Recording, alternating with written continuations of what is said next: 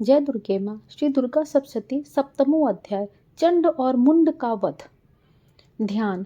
मैं मातंगी देवी का ध्यान करता हूँ। वे रत्नमय सिंहासन पर बैठकर पढ़ते हुए तोते का मधुर शब्द सुन रही हैं। उनके शरीर का वर्ण श्याम है। वे अपना एक पैर कमल पर रखे हुए हैं और मस्तक पर अर्धचंद्र धारण करती हैं तथा कहार पुष्पों की माला धारण किए हुए बीड़ा बजाती हैं। उनके अंग में कसी हुई चोली शोभा पा रही है। वे लाल रंग की साड़ी पहने हैं, हाथ में शंखमय पात्र लिए हुए हैं। उनके बदन पर मधु का हल्का हल्का प्रभाव जान पड़ता है और ललाट में बिंदी शोभा दे रही है।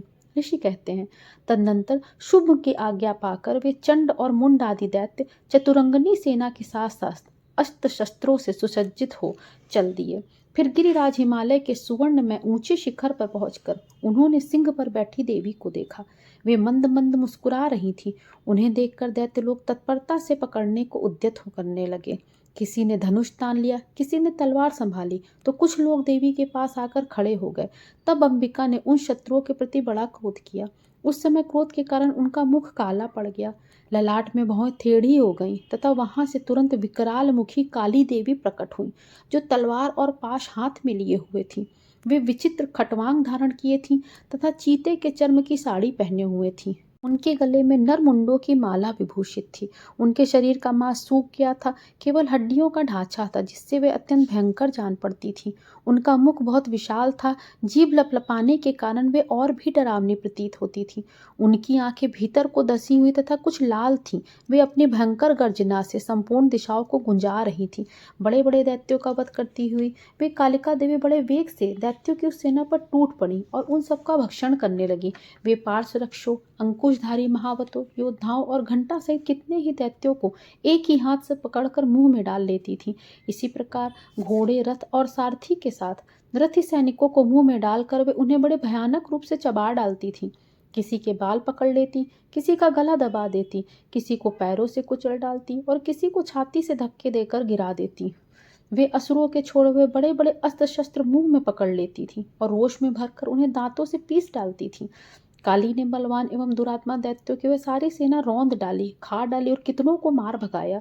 कोई तलवार के घाट उतारे गए, कोई खटवांग से पीटे गए और कितने ही असुर दांतों के अग्रभाग से कुचले जाकर मृत्यु को प्राप्त हुए।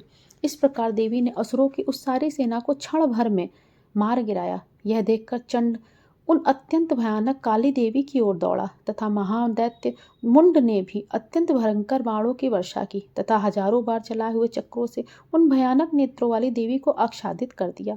वे अनेकों चक्र देवी के मुख में समाते हुए ऐसे जान पड़े मानो सूर्य के बहुतेरे मंडल बादलों के उदर में प्रवेश कर रहे हों।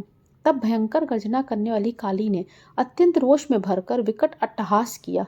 उस समय उनके विकराल बदन के कारण भीतर कठिनता से देखे जा सकने वाले दांतों की प्रभा से वे अत्यंत उज्जवल दिखाई देती थी।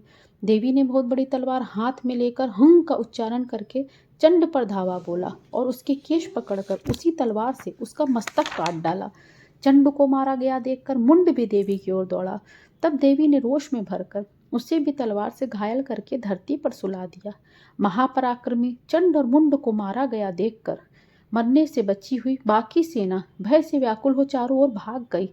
तदनंतर काली ने चंड और मुंड का मस्तक हाथ में ले चंडिका के पास जाकर प्रचंड अट्टहास करते हुए कहा, देवी, मैंने चंड और मुंड नामक इन दो महापशुओं को तुम्हें भेंट किया है।